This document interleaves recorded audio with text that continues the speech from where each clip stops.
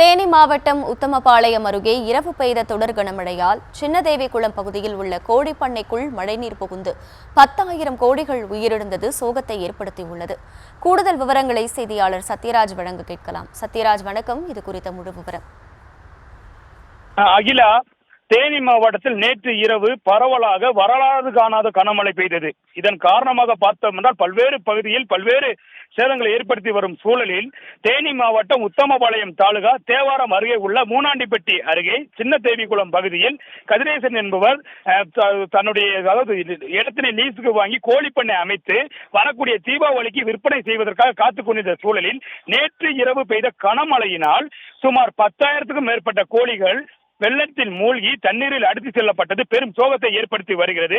2 நாட்கள் கழித்து வரக்கூடிய தீபாவளி பண்டிகைக்காக விற்பனை செய்வதற்காக வைக்கப்பட்டிருந்த 10,000 கோழிகள் தண்ணீரில் மூழ்கி அடித்து செல்லப்பட்டது. தங்களுக்கு 30 லட்சம் ரூபாய் வரை நஷ்டம் ஏற்பட்டுள்ளதாக விவசாயி வேதனையுடன் தெரிவித்து வருகிறார். தொடர்ந்து மேற்கு தொடர்ச்சி மலை ஒட்டிய பகுதியில் பெய்த கனமழையினால் அந்த வழியாக வந்த நீரானது ஓடையை உடைத்துக் கொண்டு விவசாய நிலத்தில் புகுந்து அவர் வைத்திருந்த கோழி பண்ணைக்குள் தண்ணீரானது இரவு புகுந்துள்ளது.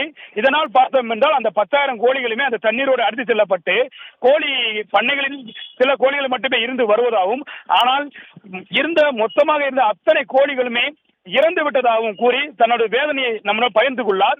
இது குறித்து நேரடியாக நம்ம அந்த இடத்துக்கு போய் பார்க்கும்போது அந்த கோழிப்பண்ணை இருந்த இடமே இல்லாத அளவிற்கு சேதாரம் ஏற்பட்டு உள்ளது. அந்த கோழிப்பண்ணை உருவடைந்து உள்ளது. அந்த தீவனங்கள் முற்றிலும் வெள்ளத்தில் அடித்து செல்லப்பட்டுள்ளது.